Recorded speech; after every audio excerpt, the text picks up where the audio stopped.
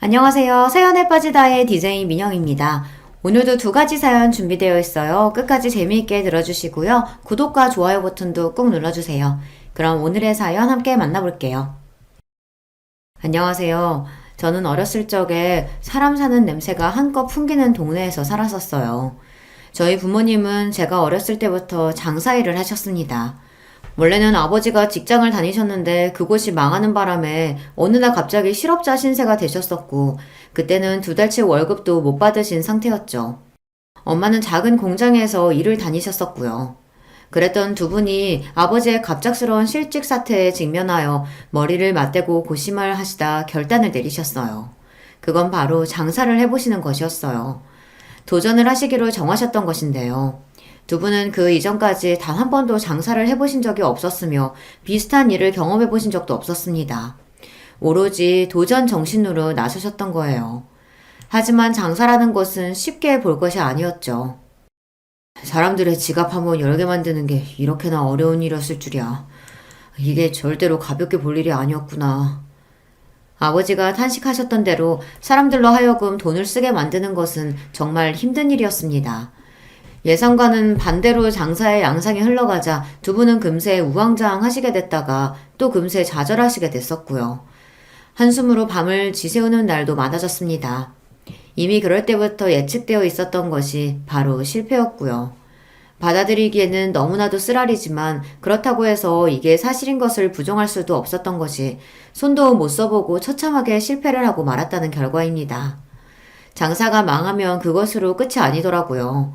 돈을 못 벌어들인 것으로 그치는 것이 아니라 그만큼 손해를 봐온 것이 고스란히 전부 빚으로 남게 되었던 것입니다. 남겨진 빚 앞에서 부모님은 크게 절망하셨고 잠시나마 차라리 죽고 싶다는 생각도 하셨었다고 그러더라고요. 하지만 기나긴 인생에서 섣불리 끔찍한 선택을 내릴 수는 없었습니다. 절망에 가득 찼던 두 분의 눈에 들어왔던 존재가 있었으니 바로 저였고요. 두 분의 하나뿐인 자식이었습니다. 귀하고도 귀한 외동딸이었고요. 그래, 우리가 세영이를 생각해서라도 지금 이러면 안 되지. 어떻게든 살아봐야지. 어떻게든 극복해서 우리 딸 앞에서 부끄럽지 않은 부모가 되자. 여보, 나는 그렇게 다짐했어. 나도 마찬가지야. 다 때려치우고 싶기도 했지만 내 자식 새끼 보니까 차마 포기가 안 되더라. 세영 엄마, 우리 앞으로 더 열심히 해보자. 또 실패를 할 수도 있겠지만 그렇다고 해서 좌절하고 절망하고 포기하지만은 말자. 자식을 위해서 악착같이 버텨보는 거야. 부모님은 다시 일어서기로 하셨습니다. 여기서 멈출 수는 없다는 일념으로 일어나 움직이셨고요. 또다시 장사를 시작하실 참이었어요. 그때 양가 어른들의 반대에 부딪히기도 했다고 하는데요. 그 반대의 이유도 타당했던 것이 가뜩이나 지금 실패를 겪어서 어려운 상황인데 마이너스를 친 상황에서 억지로 또 해봤다가 또 망하면 그때는 아예 돌이킬 수 없게 된다는 이야기였습니다. 걱정과 염려가 크셨던 것이죠. 부모님 또한 그런 점들은 고려를 하고 계셨어요. 하지만 두려운 마음들은 떠안으신 채 다시 장사의 길을 걸어보기로 하셨던 것은 일반 직장을 다니는 것으로는 빚을 갚고 상황을 타개하기가 어림도 없어 보인다는 이유 때문이었습니다. 저희 부모님 말고도 실제로도 많은 분들이 이러한 이유 때문에 장사가 실패해도 다시 또 장사에 도전을 한다고 그러시더라고요. 일반 직장 생활에서는 그 실패의 빚을 감당하기가 엄두가 안 나는 것이죠. 기간을 오래 잡아야 하는데 차라리 그럴 바에는 다시 장사에 뛰어들어 빠른 성공을 기대해보게 되는 것이 사람의 심리인가 봐요. 그리고 저희 부모님이 일자리를 다시 구하셔봤자 어느 수준일지 그것도 뻔했고요. 그래서 다시 장사를 시작하시게 됐던 부모님은 불철주야 온 사력을 다해서 매달리셨고 24시간이 모자라셨습니다. 저는 부모님이 다시 장사를 시작하셨던 그때부터 외할머니의 손에 자라게 됐었어요. 그 당시에 차로 1시간 정도 달리면 도착하는 거리에 있었던 외할머니 댁은 이웃들 간의 정이 넘쳐 보이는 그런 동네에 자리하고 있었습니다. 그래서 저는 외할머니 댁에 놀러 갈 때마다 즐거운 시간을 보내다 왔었고 부모님으로부터 혹시 앞으로 외할머니와 지내게 되어도 괜찮겠냐는 소리를 처음 들었을 때에도 난감함보다는 기쁘고 설렜던 기분이 더 컸었네요. 좋은 기억들만 가득했던 곳이니까요. 외할아버지께서는 돌아가시고 안 계셨고요. 외가에는 외할머니만 계셨습니다. 아휴, 앞으로 지내려면 신경 쓸 거리가 많겠구만. 내가 다 늙어서 이 나이에 손주 데리고 살게 될 줄은 꿈에도 몰랐다. 아이고, 두야. 그동안 길어봤자 사나흘 머물렀던 게 전부였던 외할머니 댁이라 제가 착각을 했었나 봐요. 길게 머무르면 더 좋을 줄 알고 기대를 했었건만 외할머니의 반응은 냉담하고 시큰둥하시다 못해 골치가 아프다는 기색이라 제가 당시 어린 마음에 상처를 좀 받았었네요. 그럴 거라는 예상을 전혀 못했기 때문입니다. 참고로 저를 맡아줄 수 있겠냐는 부탁을 아예 친가에는 부모님이 안 꺼내셨던 걸로 알아요. 친가 식구들과 저희 엄마가 썩 그렇게 사이도 좋지 못했었죠. 부모님이 결혼하시고 나서 무려 5년 만에 제가 태어나서 부모님의 기쁨이 말도 못했거든요. 하지만 친할머니께서는 워낙 손자를 보고 싶어 하셨기 때문에 별로 기뻐하시지 않았다고 해요. 다음번에는 꼭 아들 낳아라. 딸 말고 아들. 이제 막 몸풀고 힘들어하고 계셨던 엄마에게 친할머니께서는 기껏 그런 말씀이나 하셨다고 하니까요. 게다가 저는 어쩌면 2살 터울의 동생이 있었을 뻔했거든요. 엄마가 둘째 임신을 하셨었는데 별다른 이유도 없이 그냥 어느 날 유산이 되었어요. 세상에 빛을 보지 못하고 떠나갔던 생명은 만약 태어났다면 제 남동생이 됐었을 것입니다. 그래서 친할머니께서는 무척 아쉬워하셨고 그걸 넘어서 엄마와 저에게 쓴소리를 막 날리셨어요. 엄마가 몸 관리를 똑바로 잘 못해서 뱃속 아기가 떠나간 것이고 남동생이 원래는 먼저 태어났어야 했는데 욕심 많은 제가 순서를 가로채는 바람에 첫째로 태어나서 혼자 살아남은 거라고 그렇게 주장을 하셨거든요. 정말 기가 막힌 논리였죠. 그게 말이나 되나요? 엄마는 위로가 필요하신 입장이었는데 오히려 비난의 화살만 맞게 되시니까 그때 제대로 가슴속에 멍울이 들어버렸던 거예요.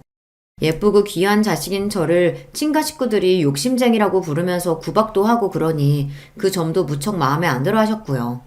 당연히 친가 쪽과 엄마가 사이가 좋을 리가 없었습니다. 아버지는 다행히도 엄마의 편이었어요. 그러니까 엄마도 친가 식구들의 황당한 작태에도 꾹 참고 결혼 생활을 이어가셨던 것이겠죠. 양가 모두 경제적으로 넉넉하지는 못했어요. 항상 돈 걱정들을 하면서 한숨을 쉬고 사는 편이었네요. 외할머니 댁은 정감이 넘치는 오래된 주택이었는데 무척 아담했지만 햇살이 제법 잘 들어왔습니다. 나이 상관없이 그저 같은 또래라고 한다면 서로 이름도 모르면서 동네에 온 아이들은 함께 어울려서 놀 줄 알았고요. 코 흘리게 꼬맹이들이 언니들, 형아들을 따라서 같이 놀겠답시고 쫄래쫄래 따라다니는 그림이 일상인 동네였어요. 먹거리를 싣고서 때마다 동네 초입에 멈춰서는 낡은 트럭에는 동네에 온 아주머니, 할머니들이 달라붙었습니다. 그러면서 자연스레 서로 대화도 나누었고 안부도 물었으며 때로는 각자 구매한 것들을 반씩 나눠 가지기도 하였어요. 정말이지 사람 사는 냄새가 흐뭇하게 풍겨오는 동네였죠. 지금은 지방 시골이라 하여도 정말 찾아보기 힘들어졌고 특히나 제가 살고 있는 서울의 조용한 동네에는 트럭 장수를 전혀 볼 수가 없는데요. 그 시절에는 왜 그렇게 다양한 것들을 트럭에다 싣고 다니며 팔았는지 모를 일입니다. 구경하는 재미도 넘쳤던 것 같아요. 영준이네 엄마가 또 이렇게 먹을 거 갖다 줬구먼. 콩나물을 많이 샀다면서 아주 한 움큼을 주고 가버렸네. 콩나물이요? 그럼 또 콩나물 반찬 먹는 거예요? 저는 콩나물 그만 먹고 싶은데. 이것이 어디서 투정을 부리려고 들어? 어디서 땡깡질이야? 너 그 주댕이 얼른 닫지 못해? 외할머니께서는 곧잘 버럭하시며 혼을 내시던 분이었어요. 같이 살게 되기 이전에는 몰랐던 할머니의 호랑이 같은 면모에 저는 깜짝깜짝 놀랄 때가 많았습니다. 조금만 툴툴거려도 외할머니께서는 제가 그러는 꼴을 못 보셨죠. 저는 부모님으로부터 별로 혼이 안 나본 아이였기 때문에 처음에는 외할머니의 꾸중과 잔소리가 얼마나 낯설고 당황스러웠던지 모릅니다. 무섭게 느껴질 때도 많았네요. 제가 외할머니의 일상에 얹어진 짐덩어리, 돌덩이일까봐 그런 생각이 들기 시작해서 한때는 우울하게 지냈었죠. 하지만 제가 눈칫밥을 먹으면서 눈알만 조용히 굴리고 있으면 유독 고기 반찬을 해주시고 밖에 나가서 맛있는 과자 한 봉지 사 먹으라고 하시며 제 손바닥에 동전 하나를 올려 놓아주셨던 분이 바로 외할머니셨습니다. 그런 과정이 반복되면서 저는 자연스레 깨닫게 되었던 것 같아요. 외할머니께서 말씀만 좀 투박하게 하실 뿐이지 잔정이 많으신 분이라는 것을요. 본심으로는 저를 많이 아껴주고 계신 분이라는 걸 알게 된 이후로는 저도 좀 더 할머니와 지내는 것이 편해졌던 기억이 납니다. 하지만 자라나는 아이한테서 부모보다 더 우월될 수 있는 존재가 어디에 있겠나요? 저도 당연히 부모님과 같이 사는 생활이 그리웠고 언제 다시 같이 살 수 있을까 싶었습니다. 그렇게나 오래 제가 부모님과 떨어져 살 거라고는 처음에는 상상하지 못했죠. 중학교에 올라가던 무렵 그때 저는 부모님과 다시 같이 살게 될 줄 알았는데요. 하지만 아니었어요. 부모님은 여전히 바쁘셨고 일상에 허덕이며 지내고 계셨거든요. 심지어 저는 외할머니와 지내면서 고등학교까지 올라갔습니다. 그때쯤 되니까 더 이상 부모님과 같이 사는 것이 간절하지가 않더라고요. 그리고 부모님과 같이 살던 때가 어땠었는지 그 기억도 가물가물한 느낌이었습니다. 그냥 처음부터 쭉 외할머니와 함께 지내온 거라는 착각마저 들 정도였죠. 제가 고등학교를 다니던 그때가 되어서야 부모님은 본격적으로 돈을 벌기 시작하셨답니다. 그러니 얼마나 지난 세월이 인고의 과정이었겠나요. 차마 말을 못 전하셔서 그렇지 무척이나 힘들고 괴롭고 지치는 여정이셨던 것입니다. 그런 것들을 다 지나오시고 드디어 비로소 돈을 착착 벌기 시작하신 부모님이었고 저 또한 마음이 놓이면서 뭉클해지더라고요. 외할머니 또한 흐뭇해하시고 안심하시는 눈치였습니다. 부모님을 포함해서 다들 저에게 대학은 꼭 가라고 그러셨어요. 대학이 별로 중요하지 않다고 말을 해주는 어른은 단 한 명도 없었죠. 저는 이른 취업을 노리고서 전문대를 처음에는 생각하고 있었는데요. 부모님이 무조건 4년제는 가야 한다고 그러셔서 막판에 목표를 바꿨었네요. 덕분에 수험생활의 막바지를 정말 코피를 쏟을 기세로 열심히 공부를 했었고요. 말도 못하게 힘든 시간이었으나 결과적으로는 그럭저럭 괜찮은 4년제 대학교에 갈 수 있었으니 다행이었습니다. 제가 4년제 대학에 합격했을 때 깜짝 놀랐던 게 양가의 열띤 반응들 때문이었어요. 모두가 좋아했어요. 그제서야 저는 친가 외가 가리지 않고 그때까지 대학을 나온 사람이 한 명도 없었다는 사실을 알아차릴 수 있었던 것 같아요. 소위 가방끈이 짧은 사람들만 즐비해 있었죠. 그러면서 은근하게 다들 학벌 콤플렉스를 가지고 있었던 모양입니다. 제가 꽤 괜찮은 4년제 대학에 입학했을 때 질투를 하지 않고 모두 기뻐해 주었다는 게 지금 와서 괜히 웃음이 지어지네요. 학비가 저렴한 축에 속하는 대학교였으나 액수를 확인했던 저의 눈이 찢어질 듯 불을 떠졌습니다. 아니, 뭔 놈의 학비가 이렇게나 비싸? 원래 대학교라는 건 다 이런 건가? 정말 이 돈 내고 학교를 다녀야 한다는 거야? 그것도 매 학기마다 돈을 내면서? 말도 안 돼. 두 눈을 의심하다 못해 현실을 부정하기까지 했었네요. 이건 말도 안 되는 일이라고 부르짖어봤자 그 돈을 내야만 학교를 다닐 수 있다는 사실은 변하지 않았습니다. 외할머니와 살면서 소박하고 소소한 생활을 해왔던 저였기 때문에 충격적인 세상 물정 앞에 더욱 놀랐던 것 같아요. 부모님은 아무런 내색도 않고 단박에 그 돈을 납부해 주셨어요. 이러려고 이날 이때까지 열심히 포기하지 않고 달려왔나 보다. 우리 딸 대학 다닐 학비 걱정 없이 낼 수 있으니 이게 얼마나 행복하고 기쁜 일이니? 아버지가 싱글벙글 웃으시던 모습이 그때 제 눈에는 왜 그렇게 짠하게 보였을까요? 놀라운 액수를 자랑하는 학비를 보고 나서 제가 정신이 번뜩 들었었고 허투루 학교를 다녀서는 안 되겠다 싶었네요. 그리고 무조건 아르바이트를 해야겠다는 결심도 들었고요. 당신들은 그 오만 고생들 다 하시면서 자식이 힘든 일 할까봐 노심초사 하시던 부모님들이 아시면 반대를 하실 게 뻔했기에 저는 몰래 아르바이트를 하며 지냈었어요. 학기 중에 아르바이트를 했었으니 그걸로 큰 돈이 벌릴 리는 만무했습니다만 그래도 뿌듯했습니다. 이렇게 돈을 모아놓으면 혹시 갑자기 돈이 필요한 일이 생겼을 때 든든하겠지? 저축을 하면서 나만의 비상금을 만들어놔야겠다. 저는 속으로 그런 계산까지 하면서 스스로를 무척 대견하게 여겼습니다. 그런데 이듬해 제가 기숙사 신청해서 떨어진 거예요. 날벼락이었습니다. 기숙사에서 탈락할 거라고는 예상조차 못하고 있었던 제가 바보같이 느껴졌어요. 다급하게 자취방을 구해야만 했습니다. 그러나 저렴한 가격과 좋은 위치라는 경쟁력을 다 갖춘 학교 근처의 자취방은 이미 다 계약이 된 상태였고요. 남은 매물들 사이에서 발품을 팔아가며 구해야 하는데 결정한 집이 보증금 1,500짜리였습니다. 그게 당연히 현금이잖아요. 그런데 마침 부모님이 그때 뭘 하시느라 현금이 딱 부족한 상태였습니다. 아주 공교로운 타이밍이었어요. 해당 학기에 제 등록금도 이미 내주신 직후였기 때문에 더 그랬었고요. 소액만 얼른 주변에 빌리면 된다고 부모님이 저를 안심시켜 주셨던 바로 그때였습니다.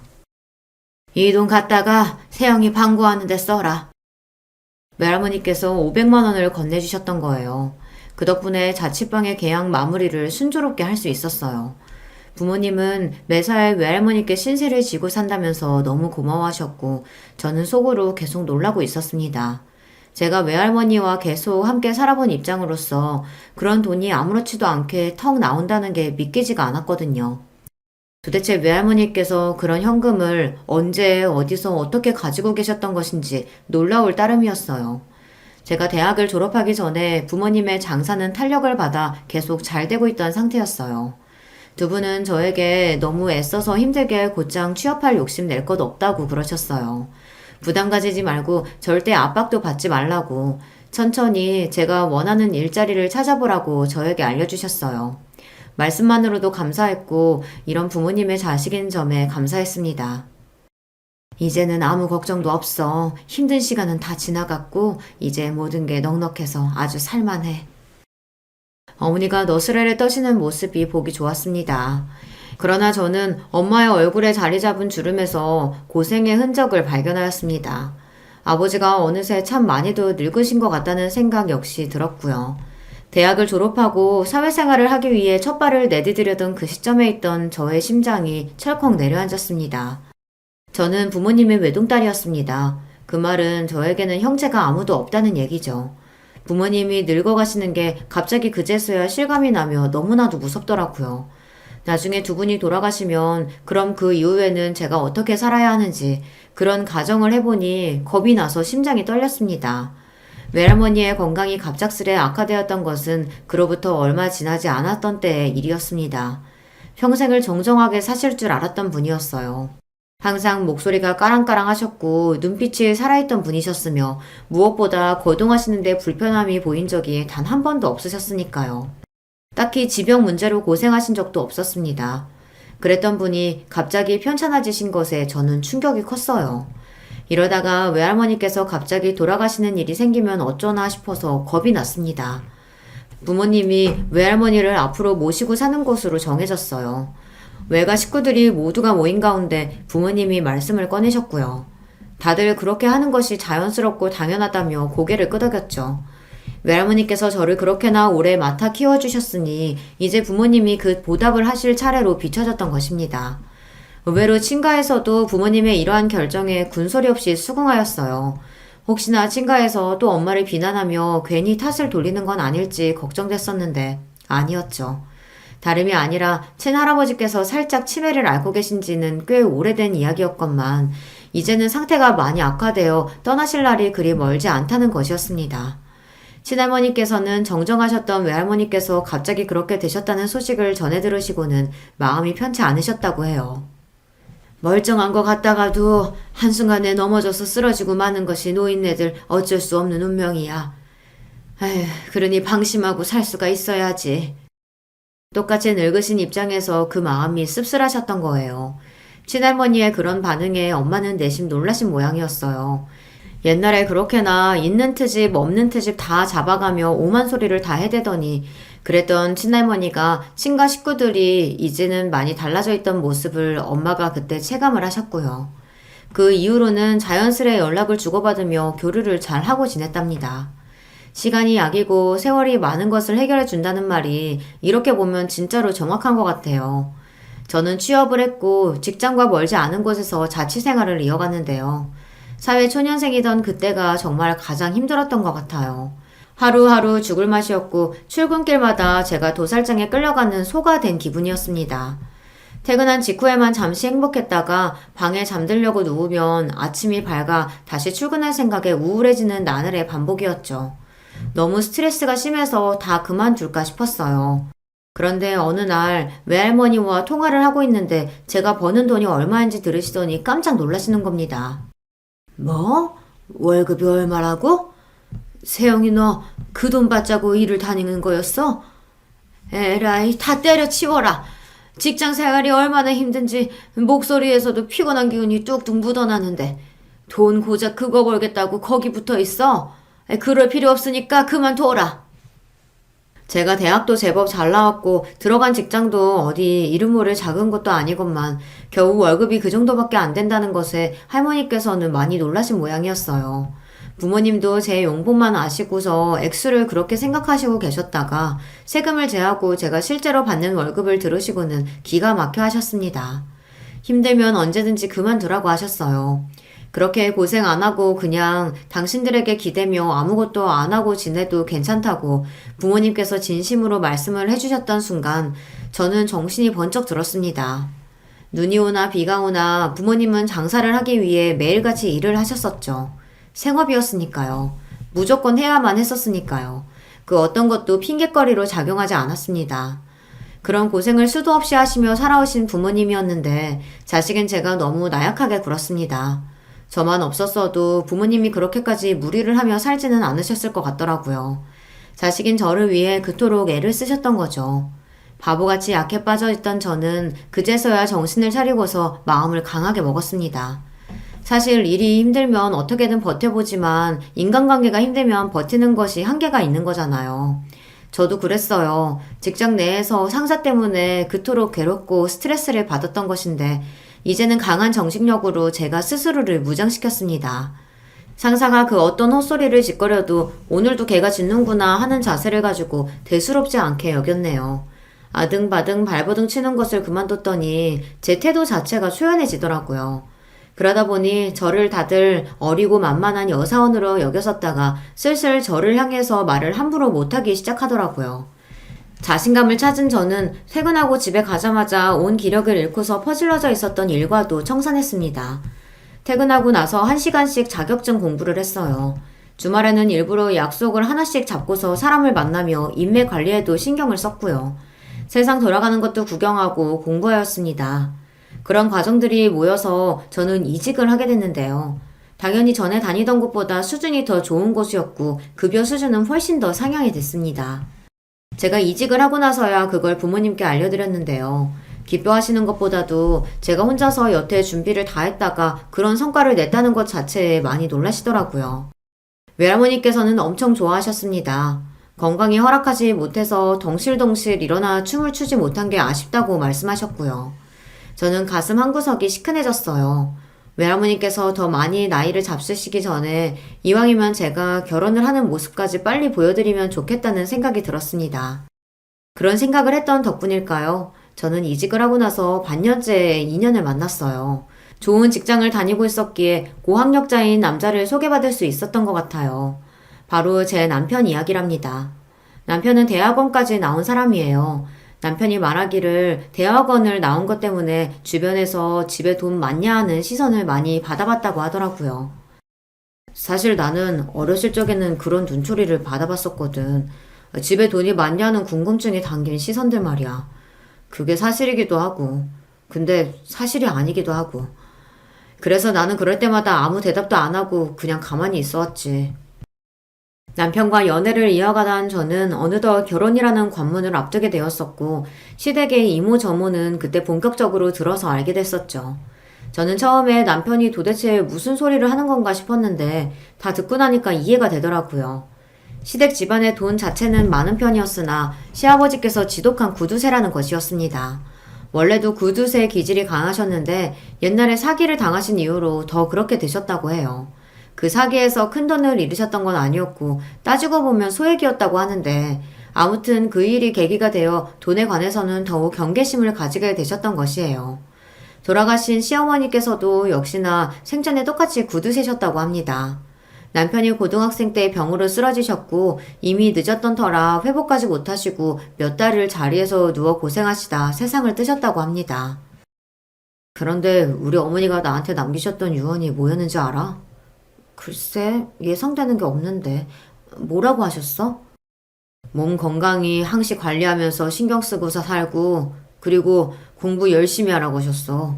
꼭 공부 죽도록 열심히 해서 좋은 대학에 장학금 받고 들어가라고 하셨지. 돈 안 쓰고서 좋은 대학에 내가 들어간다면 하늘에서 그거 지켜보고 기뻐하실 거라고 하셨어. 뭐? 그럼 설마 그 유언 듣고서 정말로 명문대 학생이 됐던 거야? 그렇다고 할 수 있지.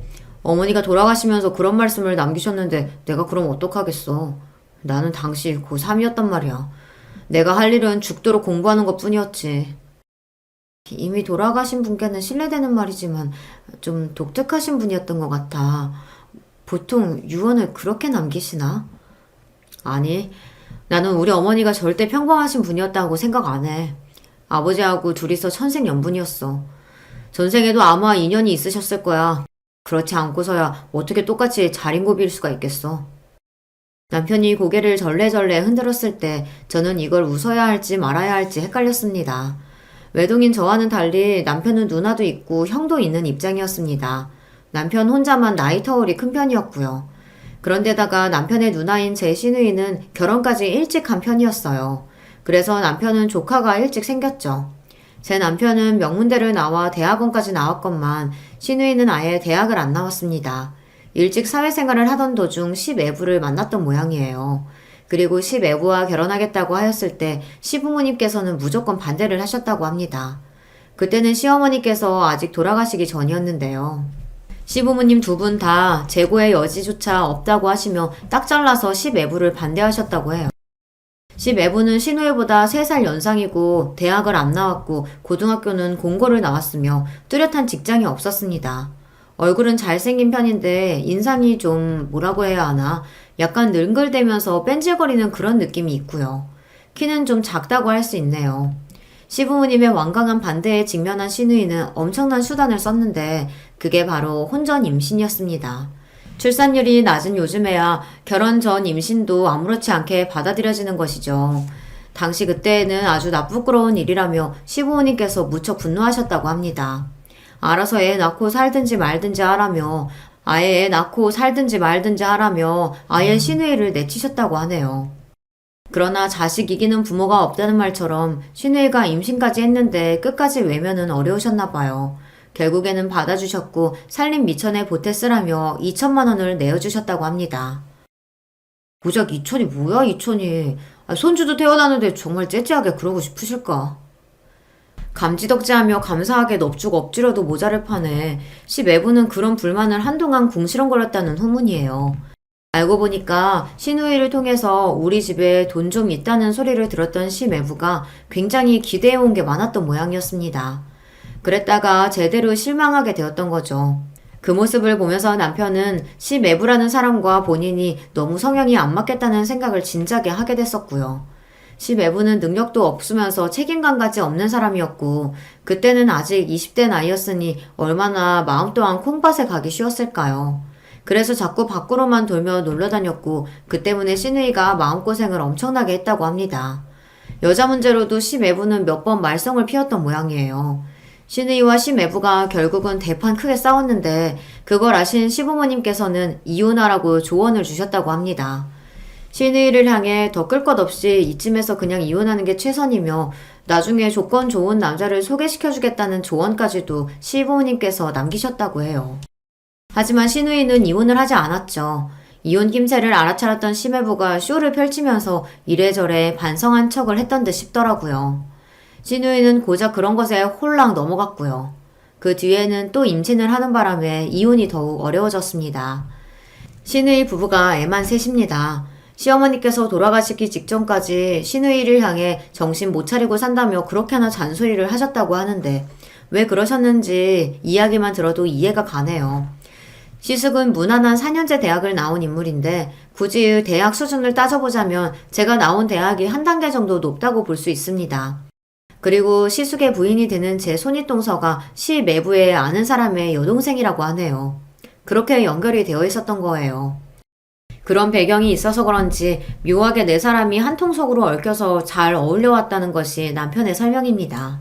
동서도 고졸이었고 콜센터 상담원으로 쭉 일을 해오고 있었어요. 일터는 몇 번 바뀌었다는 것 같았지만 하는 일은 언제나 콜센터의 상담원이었더라고요. 시누이, 시애부 그리고 동서까지 세 사람은 객관적인 요소만 봐도 엇비슷하다고 할 수 있었는데요. 시숙은 좀 달랐거든요. 대학 나와서 취업도 아주 평범한 회사로 들어갔었고 한번 이직을 했는데 마찬가지로 무난한 회사에 연봉 수준도 보통이었다는 것 같았고요. 하지만 동서 때문인지 시숙 역시 함께 잘 어울려 지내온 걸로 보였다고 해요. 남편이 느끼기에는 그랬다네요. 동서가 기본적으로 말을 아주 잘했고요. 아부는 더 잘 떨었고 노련했어요. 저희는 집안에 어머님이 안 계시니까 형님이 대장이죠. 저는 형님을 제가 잘 모셔야 한다고 생각해요. 시누이한테 사탕 발림을 정말 잘해왔다고 하더라고요. 시누이는 귀가 팔랑귀였기 때문에 그런 것에 잘 넘어갔습니다. 하지만 결국 원하는 방향대로 이뤄내는 건 동서였다고 하니까요. 동서가 한 수 위였다고 보이네요. 남편은 자기 누나 부부와 형 부부와 원체 안 친했습니다. 딱히 만날 일도 없었고 성격도 워낙 달랐고요. 그리고 남편이 혼자서 독보적으로 대학원까지 나오고 직장까지 폼나는 곳이었으니까요. 알게 모르게 시샘을 받아왔어요. 그런데다가 저 같은 멀쩡한 대학 나와서 직장 좋은 곳 다니고 친정이 장사를 오래 해놔서 집에 돈도 좀 있는 것 같고 이런 여자가 남편하고 결혼을 하였으니 그 네 사람과는 더욱더 거리감이 느껴지게 되었습니다. 하지만 남편은 이 부분을 전혀 아쉬워하지 않았어요. 그건 저 역시 마찬가지였고요. 이야기를 들어온 게 있어서 그렇기도 했지만 제가 직접 만나봤을 때 시누이 쪽도 시숙 쪽도 왠지 잘 안 맞을 것 같다는 느낌이 있더라고요. 입만 열었다 하면 불평불만이 가득하고 돈 이야기나 잔뜩 해대고 저한테 서스럼 없이 집에 돈이 얼마 있냐느니 연봉을 얼마 받냐느니 이런 질문을 막 해댔거든요. 저희 부부가 대출을 껴서 작은 집을 장만하여 신혼생활을 시작했었는데요. 어떤 조건으로 대출을 받아서 매달 얼마나 지출하고 있는지를 대놓고 막 물어보더라고요. 근데 저는 그런 거 선뜻 공유하고 다 까놓고 사는 게 별로였거든요. 저는 시누이네 시숙네가 경제적으로 뭘 어쩌고 사는지 속속들이 궁금해하지도 않았고요.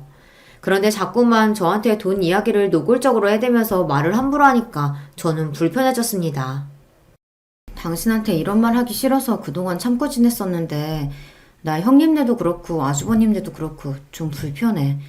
다들 나랑 안 맞는 것 같아. 그렇게 생각하고 있었구나. 안 그래도 옆에서 지켜보면서 왠지 그럴 것 같았는데 그동안 당신한테 안 물어본 내가 잘못이야. 당신도 알잖아. 내가 남매 중에서 혼자 동떨어져 있고 뭔가 어색하고 가끔은 누나도 형도 좀 어렵게 느껴질 때도 있어. 워낙 내가 그렇다 보니까 당신이라도 혹시 잘 지내지 않을까 싶어서 괜히 내 멋대로 판단을 했었나 봐. 당신을 배려하지 못했네. 아니야. 당신한테서 사과 듣자고 이러는 거 아니야. 잘해보려고 혼자 애쓰면서 괜한 짓 했던 내가 잘못이지. 아무튼 그러면 우리 둘 다 똑같은 의견인 거지? 저는 어느 날 작정하고서 남편과 이런 대화를 나누었고요. 결론은 앞으로 괜히 그 네 사람과 잘 지내보려고 노력할 필요도 없고 비위를 맞추려고 애를 쓸 필요도 없다는 것이었습니다. 자기들끼리만 쿵짝이 잘 맞았기 때문에 남편은 진작부터 뻘쭘하게 떨어져 나와 있던 파편 같은 존재였어요. 그리고 제가 새로 등장했지만 달라질 건 없었죠.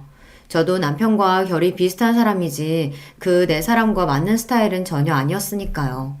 그래서 남편과 상의를 마친 뒤에는 쓸데없는 시누이와 동서에게 꼬박꼬박 문자 답장을 하며 대화를 이어나가고 가기도 싫은데 괜히 초대에 응해서 시간을 내고 이런 짓을 그만뒀습니다. 그랬더니 그쪽에서 저한테 굳이 연락을 안 하더라고요. 둘 다 똑같이 짠 것처럼 저에게 문자 한 통을 안 하길래 둘이서 함께 제 욕을 신나게 했겠구나 하는 짐작이 들었습니다. 아니나 다를까 얼마 후에는 시누이가 남편한테 싸가지 없는 네 와이프 단속 좀 잘하고 살아라 이런 식의 문자를 남겼습니다. 여태까지 남편은 드센 자기 누나 형한테 눌려서 조용히 살아온 사람이었기에 굳이 거기다 대고 화를 내지 않았고요. 그저 알겠다라는 대답을 보냈을 뿐입니다. 저는 잘했다고 해줬네요. 저희 부부가 저희끼리만 지내고 싶다는 의사를 내비쳤음에도 후폭풍이 거세지 않았던 것은 아무래도 재산 문제 때문이었을 겁니다.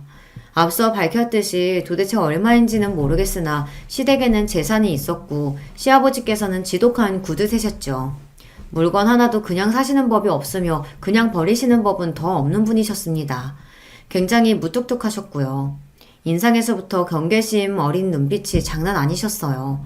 제가 결혼한다고 했을 때 저희 부모님은 만감이 교차해서 눈물을 글썽이셨고 결혼식장에서도 감정이 벅차올라 어쩔 줄 몰라 하셨는데 반면 시아버지께서는 저랑 남편이 시댁에 손 벌리는 일 없이 알아서 결혼을 잘할 수 있다고 말씀드렸을 때 그저 마음에 든다는 듯 고개를 끄덕이셨을 뿐이었어요. 그리고 결혼식장에서도 마치 군 장교처럼 카리스마 넘치는 모습으로 계셨던 게 전부였습니다. 직설적으로 표현을 해보자면 저는 시아버지와 친근한 사이가 아니었습니다. 어디 저만 그랬나요? 다른 사람들도 마찬가지였죠. 신우이하고 시숙은 시아버지 앞에서 이런저런 소리를 잘 늘어놓는 자식들이긴 했어요. 그렇지만 애틋해 보이진 않았습니다. 막내인 남편은 자기 부친을 어려워했고 거리감을 느껴온 바였고요. 신우이네 시숙네와의 활발한 교류를 그만둔 이후로 시아버지를 뵙기 어려워졌어요. 굳이 찾아가서 배워야 하는데 신우이네가 시댁 바로 옆 동네에 살고 있었거든요. 거기서 30분 거리가 시숙네였고요. 다시 거기서 1시간 떨어진 곳이 저희 부부의 집이었습니다. 신우이하고 동서가 틈만 나면 시댁 근처에서 알짱거리며 커피 한 잔씩 나눴기 때문에 괜히 그쪽에 갔다가 걸려서 트집을 잡히고 싶지 않았네요. 남편이 말하기를 돈 좀 달라고 그 넷이 자꾸 기웃거리며 시아버지께 알람방귀를 끼고 헤어를 해봤자 별 소용 없을 거라고 했습니다. 시아버지께서는 보통 분이 아니시기에 꼬장꼬장함으로 스스로를 무장하고 딱 버티고 서 계신 거예요.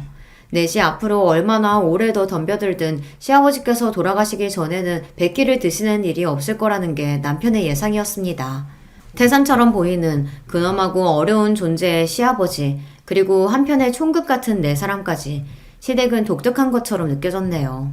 저는 시댁 재산 이야기에는 관심이 없습니다. 자기 누나 형 때문에 진작에 집 재산 문제에 관심을 버렸던 남편 역시도 마찬가지였기에 저희끼리 잘 지냈어요.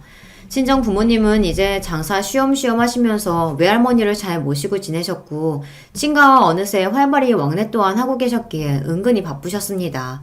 당시 저희 신혼집과 거리가 꽤 떨어져 있었기 때문에 시간에 맞춰서 뵙는 게 어려웠었네요. 꼬박꼬박 연락은 잘 드렸었고요. 남편이 착하고 저에게 잘한다며 부모님이 되게 좋아하셨어요. 우리 세영이가 형제자매 없이 자란 외동이라 절대 자기를 외롭게 만드는 남자 안 만나길 바랬는데 사위를 너무 잘 뒀지 뭐야. 엄마는 안심이 된다고 하셨고요. 무엇보다 외할머니께서 제가 결혼 생활을 재밌게 잘하니까 당신의 마음이 편안해지셨다고 해서 기뻤답니다. 그러던 어느 날 남편이 충격에 빠진 얼굴로 시아버지께서 병원에 들어가셨다는 이야기를 하더라고요. 신우이한테서 전해 들었다고 했어요. 입원을 하신 거야? 왜? 어디가 편찮으셔서? 그게 병원이 정신병원이라네. 뭐? 지금 뭐라 그랬어? 정신병원? 아버님이 무슨 정신에 문제가 있다고? 그제서야 제가 화들짝 놀랐습니다. 그리고 남편의 추측을 들었는데요. 계속해서 도를 넘는 자식 내외들의 행태에 시아버지께서 머리 끝까지 화가 나셨고 분통을 터뜨리셨는데 그런 모습들을 토대로 그 네 사람이 시아버지의 상태가 이상하다는 거짓 증거를 만들고 작당을 해서 정신병원에 집어넣어버렸다는 것입니다. 저도 그렇게밖에는 생각이 안 되더라고요. 그래서 신우이를 직접 찾아가서 따져 물었더니 그런 거 아니라고 잡아뗐어요. 지난 몇 달 사이에 시아버지의 정신 상태가 이상해진 거라고 하였습니다. 저를 만만하게 봤는지 그딴 거짓말을 계속 늘어놓길래 물러서지 않고 솔직히 말하라며 밀어붙였어요. 그랬더니 발끈하면서 결국 실토하더군요. 그래! 나이 처잡수시고 욕심 못 내려놓고 돈 안 내놓길래 열받아서 정신병원 보내버렸다. 그러고도 사람이에요? 자식 맞아요? 어떻게 그런 짓까지 할 수가 있어요? 화가 나서 몸이 떨리더군요. 신우이는 정신병원 아이디어는 동서가 낸 거라고 했는데 핑계가 아니라 정말로 그랬을 것 같더군요. 저는 경멸 가득한 눈빛으로 신우이를 쏘아봐 주었습니다. 정신 차리고 사세요. 진짜 정신병원에 가야 하는 건 당신들 같으니까. 그만 천박하게 사시고요. 진짜 수준 낮아서 상종을 못하겠네. 신우이는 얼굴이 벌개졌지만 본인이 저지른 만행이 쪽팔리긴 한지 입을 꾹 다물었습니다. 저는 집에 도착하자마자 남편에게 시아버지를 당장 빼오자고 말하였어요. 당신이 친자식인데 왜 못해? 그리고 거기 뒷돈 먹기로 유명하다며. 그러니까 우리가 얼른 아버님 빼내드리자. 아직도 충격에 빠져 기가 죽어있던 남편을 제가 설득시켰고 현금 다발을 찾아서 정신병원으로 향했습니다. 망설임 따위는 없었어요. 만약 누가 제 할머니를 멀쩡하신데 치매라고 속이며 시설에 넣어버린다면 그런 상상만 해도 소름이 끼쳤거든요. 절대 가만히 있을 수 없었고 병원 측에 단호하게 굴며 시아버지를 퇴원시키겠다고 했습니다. 그러면서 준비해간 돈도 쥐어주었는데 그건 바로 입막음을 위한 것이기도 했습니다. 시누이 시숙 측에는 절대 알리지 말아달라고 했거든요. 고마워서 어떡하냐. 이 은혜를 어찌 갚을까. 역시나 시아버지께서는 멀쩡하셨습니다. 그 모습에 너무 슬퍼지더군요. 사람이라면 응당 이렇게 해야죠, 아버님. 아버님, 앞으로 저희가 모실게요. 그동안 저희가 너무 부족했어요. 죄송해요. 제가 의연하게 말씀드렸고 옆에서 남편은 눈물을 닦느라 여념이 없었네요. 시아버지께서는 저에게 주고 싶으신 게 있다며 당신의 집 서랍장에 뭔가를 가져와야 한다고 그러셨습니다. 그래서 남편이 야심한 시각에 슬쩍 시아버지 댁에 들어가 서랍 속 서류를 하나 챙겨왔어요.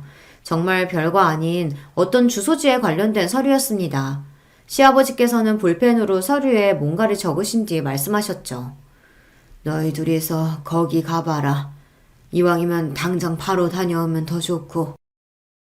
허투루 그런 말씀을 하실 분은 아닌 것 같았고 남편 역시 살면서 시아버지로부터 이런 소리는 처음 들어본다고 하면서 즉시 움직여보는 게 좋겠다고 했습니다. 도착한 곳은 시골 깡촌의 오래된 주택이었죠. 녹슨 대문을 두드리자 안에서 어떤 시아버지 또래의 아저씨가 나오셨는데요. 제가 들고 있는 서류를 보시고 놀라시더니 시아버지와 통화를 시켜줄 수 있냐고 하셨습니다. 그래서 그렇게 해드렸고 이런저런 대화를 나누시더니 통화를 끝냈을 땐 아저씨의 얼굴에 미소가 걸려 있었습니다. 나는 여기 관리인입니다. 챙겨가실 게 있는 쪽을 안내해 드릴게요. 실내를 가로질러야만 작은 뒷마당으로 나갈 수가 있더군요. 뒷마당에 자리한 작은 창고를 아저씨가 자물쇠로 문을 열자 그 안에 잡동사니가 쌓여 있었습니다. 시골에서 흔히 볼 수 있는 것 같은 물건들 뿐이었는데 그것들을 치워보니 웬 견고한 상자가 있더군요. 저희 부부가 그것을 찾아내자 아저씨는 자리를 뜨셨습니다. 그 상자에 잠금 장치를 발견하고서 쥐고 있던 서류를 다시 쳐다보니까 시아버지께서 휘갈겨 쓰신 숫자가 눈에 들어오더군요. 그게 비밀번호였던 거예요. 떨리는 심정으로 잠금 장치를 풀어봤죠. 세상에, 이게 다 뭐야? 설마 금이야? 현금도 다발로 꽤 있는 것 같아. 아버지가 설마 재산을 이런 식으로 보관하고 계셨을 줄이야. 그게 금고였던 거예요. 경계심 강한 시아버지께서는 이렇게 재산을 두셨던 것인데요. 그냥 어림잡아 얼른 계산을 해봐도 10억은 훌쩍 넘겠구나 싶었습니다. 꿈인지 생신지 분간이 안 됐네요. 너무 떨려서 남편하고 교대로 간신히 운전을 하면서 돌아왔습니다. 시아버지께서는 아주 평온한 얼굴로 저희 부부에게 잘 들고 왔다고 하시면서 이제 그걸 가지라고 하셨습니다. 입이 쩍 벌어지면서 그제야 이게 현실인 게 실감이 되더군요. 감히 거절할 엄두도 안 났어요. 남편은 제 덕분이라고 하면서 그 돈을 일단 제 몫의 재산으로 두어야 한다고 했습니다. 일련의 상황을 알게 된 친정집에서는 난리가 났고요. 뭐 그런 폐륜 자식들이 있냐며 시누이네와 시숙네를 엄청 욕하셨습니다. 너희는 둘 다 일하느라 바쁘기도 하잖아. 그러니까 사돈께서 당분간만이라도 여기로 와서 지내셨으면 좋겠구나. 엄마는 그런 제안을 주시기도 했어요. 시아버지께서 저희 부모님 댁에 계시는 동안 외할머니께서는 친할머니 댁으로 가서 지내시면 된다고 그러더라고요. 아니, 언제 그렇게 양가의 사이가 돈독해졌다는 것인지 얼떨떨했는데 더 놀라운 건 시아버지께서 그 제안을 받아들이셨다는 것이고 그로 인해 엄청난 변화가 일어났다는 점입니다. 저희 부모님이 장사를 오래 하셨잖아요. 넉살이 좋으셨거든요. 시아버지를 편하게 만드셨던 것이죠. 그래서 시아버지께서는 그 부분에 고마움을 느끼셨는지 뭐라도 보답을 하려고 하셨고 그랬다가 외할머니와 친할머니께 시를 짓고 그림을 그리는 것을 알려드리기 시작했던 것입니다. 두 분이 잘 모르시는 어려운 맞춤법들도 알려주셨고요. 시아버지의 집은 평소에 잘 알고 지내오신 부동산 사장님한테 따로 연락을 넣어 시아버지께서 빠르게 처분해 버리셨습니다. 집이 팔리고 누가 이사를 들어오자 그 네 사람이 그제야 상황을 눈치챘습니다. 당장에 저희 부부에게 연락을 해선 시아버지로부터 돈 받았냐고 따져 묻더라고요. 아니요. 아버님은 막대한 재산 같은 거 없으셨어요.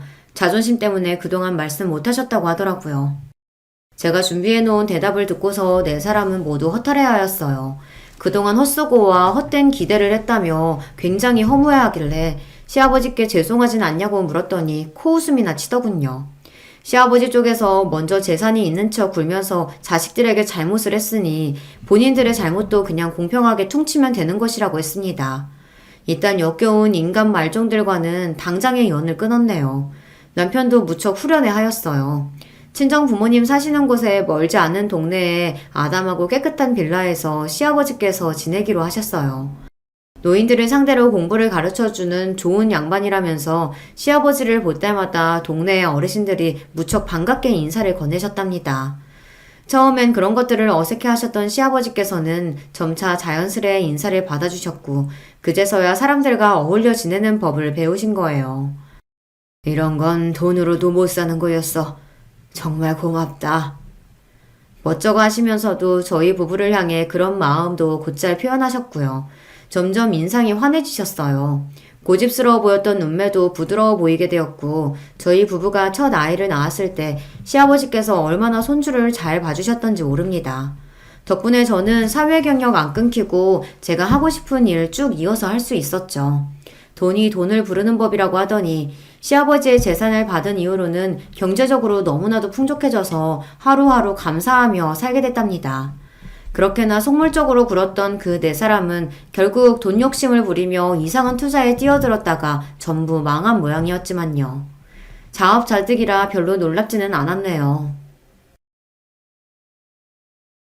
안녕하세요, 여러분. 저는 서울 사는 50대 여자입니다. 이제 곧 가을이 온다고 하는데 다들 잘 지내고 있으세요? 저는 가을을 맞이해 사랑하는 두 딸과 여행을 준비하고 있습니다. 그러다 시간이 남아 이렇게 사연을 제보하게 되었어요. 사람의 인생이라는 것이 참 어떤 일이 일어날지 아무도 모르잖아요. 저 또한 사연 많은 인생을 보냈습니다. 오늘은 그런 제 인생에서 잊지 못할 사연을 제보하려고 해요. 그럼 바로 시작하겠습니다. 저는 서울에서 태어나고 자란 서울 토박이입니다. 그리고 친정아빠가 집안 대대로 사업하는 집안이라 아주 부유하게 자랐어요. 제가 스스로 여유롭게 자랐다고 할 정도로 부잣집이었습니다. 아예 부자로 동네에서 유명할 정도였어요. 세대 특성상 우리 세대인 기성세대에는 참 힘든 사람이 많았거든요. 그런데 거기에 저는 전혀 해당 사항이 없습니다. 어렸을 때부터 어려움이라고는 아예 몰랐어요. 게다가 위에 오빠가 한 명 있는데 제가 오빠랑 나이 차이가 9살이나 나는 늦둥이거든요. 그래서 늦둥이 딸이자 여동생이라 가족들의 사랑을 독차지하며 컸습니다. 오빠하고도 자라면서 한 번도 싸운 적이 없을 정도로 사이가 좋았어요. 집에 여유가 넘치는 만큼 가족들은 서로에 대한 사랑도 넘쳤습니다. 그래서 어린 시절을 생각하면 항상 입가에 미소가 지어질 정도로 행복한 기억만 가득해요. 자상하고 따뜻한 아버지와 사랑이 많아 웃음이 많은 어머니까지 아주 부족한 게 없는 어린 시절을 보냈습니다. 그러다 어머니가 제가 중학교에 입학하자 병으로 갑자기 돌아가셨어요. 그때 너무 큰 충격을 받았습니다. 행복한 우리 가족의 첫 번째 불행이었죠. 어머니가 돌아가시고 오빠와 아빠와 저는 서로를 위로했고 의지하며 살았습니다. 셋이 부둥켜 안고 울었던 밤도 많았어요. 그래도 그렇게 슬픔을 털어내니 견딜 수 있었습니다. 저는 피아노를 전공했는데 아빠는 제가 세계적인 피아니스트가 되길 원하셨어요. 그래서 전국에서 내노라 하는 유명한 교수들을 집으로 부르셨습니다. 개인 수업도 매일 집에서 편하게 받았고 아낌없는 지원을 해주셨어요. 그래서 대회에 나가 상도 많이 탔고 그걸로 서울에 있는 대학에도 입학할 수 있었습니다. 그리고 대학에 입학해서 저는 남편을 만나게 되었어요. 남편은 같은 대학에 다니던 남자였는데 미팅으로 만났습니다. 처음 사귀는 남자친구였는데 그때는 남편과 결혼할 줄은 전혀 몰랐어요. 참 자신감이 넘쳤고 야망도 넘쳤던 남편은 우리 집의 사정을 듣고 저에게 헌신적으로 굴었어요. 매일 집에 데려다주는 것은 물론이고 일부러 아빠와 오빠를 찾아가기도 했습니다. 저한테도 잘했지만 남편은 특히 우리 친정아빠에게 그렇게 잘했어요. 아빠는 그런 남편을 결혼 전부터 마음에 들어 하셨죠. 다소 무뚝뚝하고 말수가 적은 오빠와 달리 남편은 말이 많았거든요. 남편과 제가 본격적으로 결혼 얘기가 나올 때쯤 오빠는 아빠의 사업을 물려받는 준비를 하고 있었습니다. 오빠는 그때 이미 결혼한 상태였어요. 새언니가 제가 인생을 살면서 본 사람 중에 제일 선한 사람입니다. 천사 같은 새언니는 친정이 매우 가난했어요. 그런데도 항상 웃으며 밝게 지내는 모습이 보기 좋았습니다. 저한테도 얼마나 언니처럼 때로는 엄마처럼 잘해주었는지 몰라요. 엄마가 중학생 때 돌아가시고 엄마 자리를 많이 그리워했는데 새언니가 그걸 채워주었어요. 사실 남편의 집, 그러니까 시댁은 형편이 매우 안 좋았습니다. 남편은 연애할 때부터 돈에 많은 관심이 있었어요. 항상 비싼 것은 경계하고 절약하는 정신이 매우 강했습니다. 그 모습을 보고 저는 생활력이 강하다고 생각했었죠. 결혼 얘기가 나와 남편 집에 방문했을 때 저는 정말 깜짝 놀랐습니다. 왜냐하면 생각보다 매우 집이 작고 낡았었거든요. 게다가 남편은 시아버지가 아주 어릴 때 돌아가셔서 홀어머니 밑에서 자랐습니다. 그래서 시어머니를 평생 우리가 모셔야 했어요. 집에서 지원은 당연히 불가했었고 오히려 빚이 잔뜩 있던 상황이었습니다. 이런 상황에서 결혼이라니 주변에서 그때 저에게 결혼하지 말라고 말렸던 기억이 나요. 사실 친정아빠도 그때 많은 생각이 든다고 하셨습니다. 그래도 우리 미선이가 마음에 드는 사람이라면 아빠는 괜찮다. 내가 사위를 보면 참 야망이 넘치더라고. 젊은이가 눈빛이 아주 총명한 게 뭘 하든 진심으로 할 사람으로 보여. 그래도 자기 식구는 안 굶기고 살 사람 같으니 아빠는 미선이가 좋으면 좋다. 그래도 남편이 주기적으로 아빠와 오빠를 찾아가며 많은 대화를 나누었더니 마침내 결혼 허락이 떨어졌어요. 시댁에서 도움을 전혀 받을 수가 없으니 결혼에 드는 비용은 죄다 우리 아빠의 지갑에서 나오게 되었습니다. 사실 집안 형편 차이가 너무 많이 나니까 결혼식 때 우여곡절이 꽤 많았어요. 실제로 결혼한다고 하니까 어릴 때부터 알고 지낸 지인들이 심하게 걱정했습니다. 우리 친정아빠는 괜찮다고 했는데 친척들은 난리가 났어요. 평범한 가정도 아니고 찢어지게 가난한 집안의 외동아들과 결혼한다고 하니 작은 아빠는 저보고 몰래 협박이라도 받았냐고 하셨습니다. 하지만 어렸던 저는 사랑이 모든 것을 이길 수 있다고 생각했어요. 실제로 그때 저는 남편에게 많이 푹 빠져 있었습니다. 남편과 같이 있으면 세상에 무서울 게 없었어요. 무엇보다 야망이 넘치는 남편이 참 좋았습니다. 남편과 살면 무엇이든 해낼 수 있을 것 같았어요. 그렇게 결혼한 저는 그때까지 평온하던 제 인생이 완전히 뒤바뀌게 되었습니다. 우리가 결혼식을 올리고 친정오빠는 본격적으로 사업을 물려받아 기업을 이어가게 되었어요. 아버지는 경영에서 손을 떼시고 뒤에서 중요한 사업만 다루셨습니다. 한편 오빠 부부는 우리 부부에게 정말 많이 잘해주었어요. 천사 같은 새언니는 요리를 전혀 할 줄 모르는 저를 위해 심지어 반찬을 해다 주셨습니다. 제가 친정엄마가 없어서 살림을 배울 곳이 전혀 없었는데 새언니가 엄마 역할을 해주셨어요. 새언니는 요리 솜씨도 아주 좋아서 누가 먹어도 맛있는 요리를 할 수 있었거든요. 오빠 부부는 종종 우리 부부를 초대해 아주 맛있고 근사한 저녁 식사를 대접했습니다. 그러면서 많은 얘기도 나누었는데 배울 점이 참 많았어요. 오빠도 사업을 물려받고 힘든 점이 많았는데 그런 것을 공유하며 많이 가까워졌습니다. 저는 오히려 어릴 때보다 다 크고 결혼하고 오빠랑 더 친해졌을 정도였어요. 한 가지 문제가 있다면 바로 아이 문제였습니다. 사실 우리 가족은 대대로 아이 복이 없는 집안이거든요. 새언니는 본인의 건강 문제로 전혀 아이를 가지지 못해요. 이걸 결혼 전부터 이미 알고 있었고 새언니는 이 문제 때문에 결혼을 하지 않으려고 했었거든요.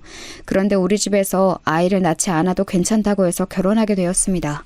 새언니가 아이를 낳을 수가 없으니 현실적으로도 입양도 고려했었어요. 그런데 오빠가 사업을 본격적으로 물려받으며 신경 쓸 일이 많아 생각은 있어도 점점 미루던 상태였습니다. 그 상태에서 제가 임신하게 되었어요. 게다가 저는 쌍둥이를 임신해서 2배의 경사였어요. 문제가 있었다면 입덧이 아주 심했고 몸이 생각보다 더 무거웠다는 점이랍니다.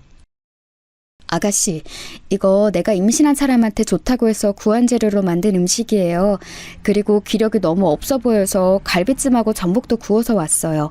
많이 먹고 힘내서 아기 건강하게 출산해요. 알겠죠? 언니, 이게 다 뭐예요? 완전히 임금님 수라상 아니에요?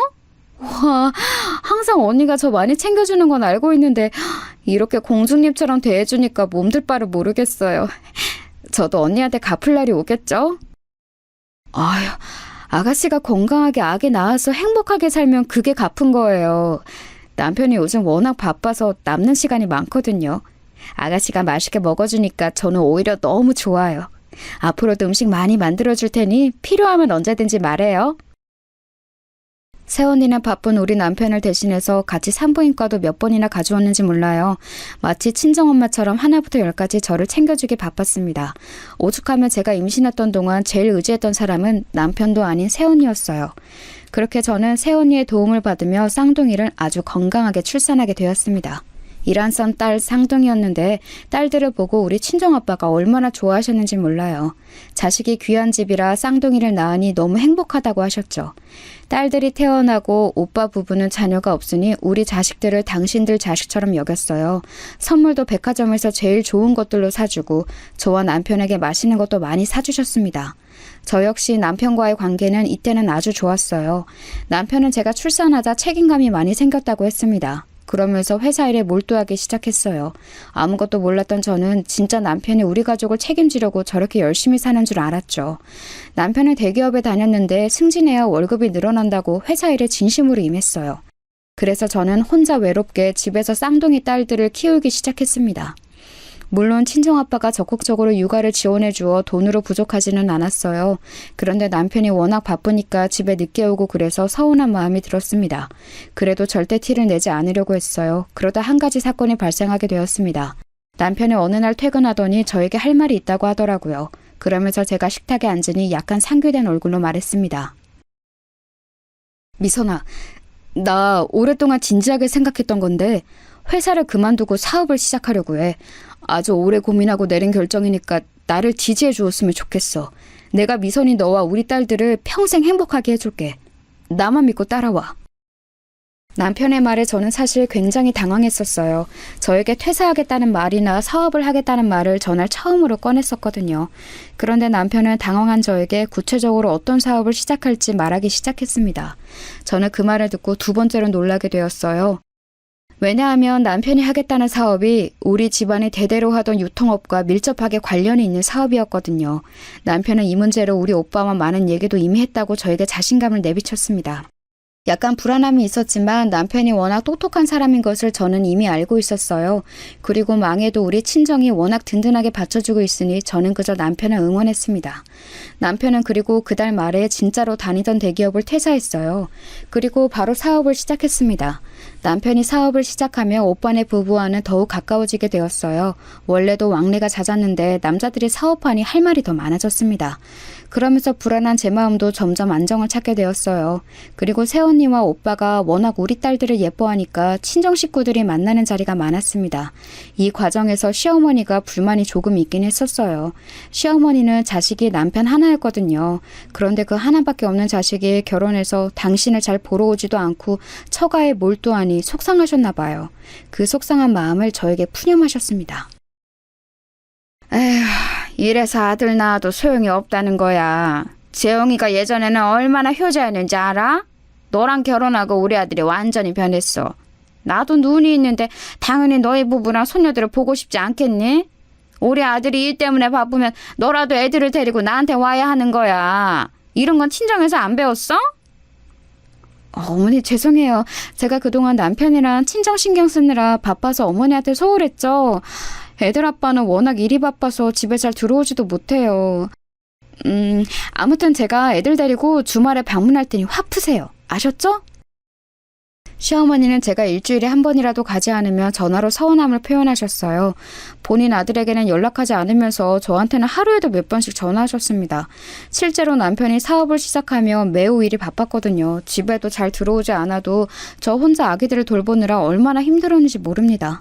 그런데 시어머니가 섭섭하다고 하니 혼자 아이들을 데리고 시댁에 갔어요. 가서 토라진 시어머니를 달래고 또 용돈도 두둑하게 드렸습니다. 남편이 버는 돈과 별개로 친정아빠가 몰래 저에게 생활비를 주고 계셨거든요. 아이들을 키우는데 돈이 많이 드니까 저에게 쓰라고 통장을 주셨어요. 거기엔 꽤 많은 돈이 있었는데 저는 그 돈을 시어머니에게 드렸습니다. 그렇게 용돈을 드려야 시어머니의 불만이 조금 사그라들었거든요. 혼자 아기 둘을 데리고 시댁에 가서 시어머니의 기분을 풀고 용돈을 드리고 집에 오는 일이 일주일에 적어도 하루는 있었어요. 시어머니는 게다가 혼자 사니까 외로움을 많이 타셨습니다.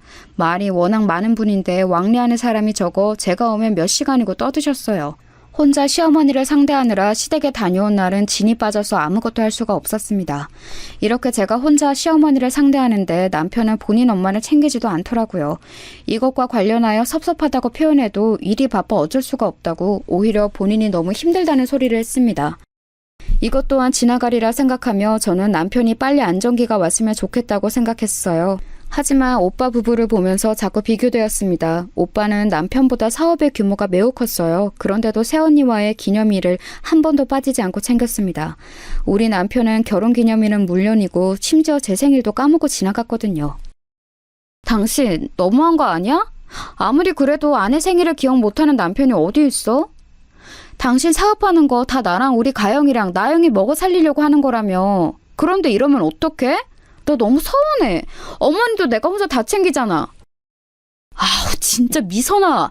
제발 나한테 그만 뭐라고 하면 안 돼? 나 안 그래도 사업 확장한다고 밤낮 없이 일하는 거 모르니?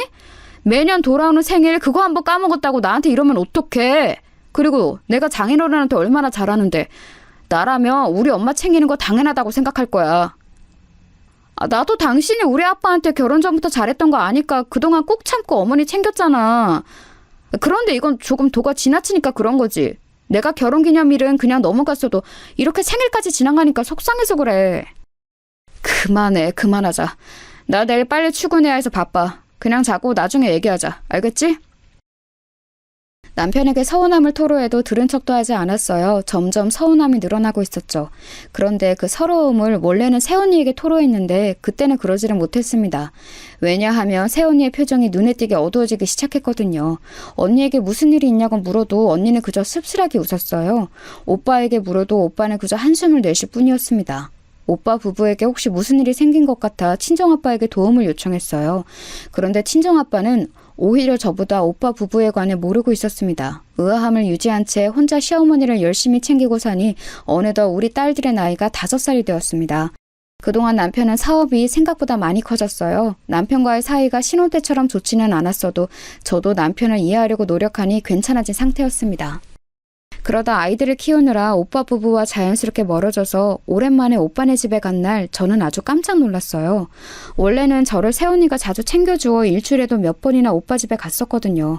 그런데 아이들이 크면서 저도 시어머니를 혼자 아이들을 데리고 방문하고 또 아이들도 여기저기 다니다 보니 바빠서 잘 가지 못했어요. 그래서 몇 달 만에 새언니와 오빠를 보러 혼자 아이들을 챙겨갔는데 오빠가 살이 10kg도 더 빠져 있었습니다. 너무 놀라서 무슨 건강에 문제가 생긴 줄 알았어요. 실제로 얼굴이 많이 상해 있었고 새언니도 근심이 많아 보였습니다. 제가 조심스럽게 혹시 무슨 문제가 있냐고 했더니 둘은 괜찮다고 말을 아꼈어요. 그날 집에 오며 얼마나 많은 생각을 했는진 모릅니다. 혹시라도 건강에 이상이 있을까봐 친정아빠에게 다음날 연락하려고 했어요. 그런데 거짓말처럼 바로 다음날 아침에 제가 연락하기 전에 아빠에게 먼저 연락이 왔습니다. 미선아, 김서방 어디 있니? 이게 무슨 일이냐? 아니 지금 너는 어디야? 김서방은? 세상에, 아이고 어떡하니 어떡해. 응? 아빠, 내가 안 그래도 연락하려고 했었어요. 아침부터 웬일이야? 우리 통했나 보다. 김서방은 어제 회사 일이 매우 바쁘다고 안 들어왔어요. 회사 옆에 일 바쁠 때 자는 집 하나 구했거든요. 아마 근데 지금은 출근했을 텐데요? 왜요? 무슨 일 있어요? 미선아, 나도 회사에서 연락이 급하게 와서 지금 알게 됐어. 잘 들어라. 우리 집안 사업이 제대로 망했어. 이걸 어떡하니? 일단 급한 대로 김서방에게 도와달라고 해야 할 것 같아. 그런데 내 전화를 안 받아서 지금 회사로 가고 있다. 너라도 연락할래? 뭐라고요? 아빠 그게 갑자기 무슨 말이에요? 우리 친정 사업이 망했다고요? 아니 말이 안 되잖아요. 이게 하루아침에 그럴 수가 있는 거예요? 아니면 다 알고 있었는데 저만 모르고 있던 사실이에요? 일단 저도 남편에게 연락해 볼게요. 아빠의 전화에 저는 너무 놀랐습니다. 피가 식는 기분이라는 게 이런 기분이구나 알게 되었어요. 손이 너무 떨려서 남편에게 전화를 거는 것도 힘들었습니다. 겨우 정신을 붙들고 남편에게 전화했는데 통화 중이더라고요. 오빠와 새언니에게 연락해도 연결이 되지 않았습니다. 너무 놀라서 혼자 찬물을 마시며 겨우 진정하려고 했어요. 그런데 여전히 몸이 사시나무처럼 떨려서 진정할 수가 없었습니다. 당장 남편에게 가고 싶었는데 아이들이 유치원에서 오면 봐줄 사람이 없었어요. 혹시나 해서 시어머니에게 연락했는데 어머니는 오히려 그게 무슨 소리냐고 묻더라고요. 당신 아들에게 무슨 일이 생겼냐고 흥분하길래 달래느라 고생했어요. 그 상태로 저는 가족들의 연락을 겨우 기다리고 있었습니다. 어렸을 때부터 우리 집에 서류를 처리하던 김비서님이 있었어요. 그 김비서님은 아빠가 자리에서 물러나며 은퇴하셨는데 그분에게 연락이 왔습니다. 오랜만에 김비서님의 목소리를 들으니 눈물이 나오더라고요. 겨우 진정하고 들어봤더니 친정 사업이 망했고 돌이킬 수 없다고 말씀하셨습니다. 어디서부터 손을 대야 할지 본인도 모르겠다고 한숨을 쉬더라고요.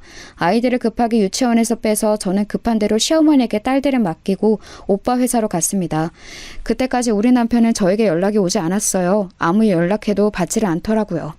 오빠 회사에 도착하니 회사가 난리가 아니었습니다. 기자들도 많았고 직원들도 우왕좌왕 난리였어요. 전혀 사태를 모르는 것 같은 직원도 몇 있었습니다. 저도 오빠 회사에 종종 방문해서 얼굴이 익숙한 사람도 있었는데 다들 울상이었어요. 그런데 이상한 점이 있었어요. 아무리 오빠를 찾아도 오빠의 모습이 보이지 않았습니다. 회사 내부는 말 그대로 엉망진창이었어요. 여기에는 오빠가 없는 것 같아 오빠가 사는 아파트로 갔는데 이상할 정도로 조용했습니다. 오빠는 물론이고 세원이도 집에 없었어요. 어디 나갔나 생각하며 아빠에게 연락했더니 아빠도 오빠의 집으로 왔어요. 그렇게 오빠 부부를 기다리는데 다음 날이 되어도 오빠 부부는 나타나지 않았습니다. 그 사이 남편과 연락이 겨우 되었는데 남편도 당황한 상태였어요. 여보, 이게 무슨 일이야? 나 급한 일 때문에 종일 회사에서 회의하느라 몰랐어. 회사가 부도가 났다고? 아니, 너무 당황스럽다. 나 일단 당신 있는 곳으로 갈게. 기다려. 남편까지 같이 오빠와 세원이를 기다리다 못해 찾았는데 찾을 수가 없었어요.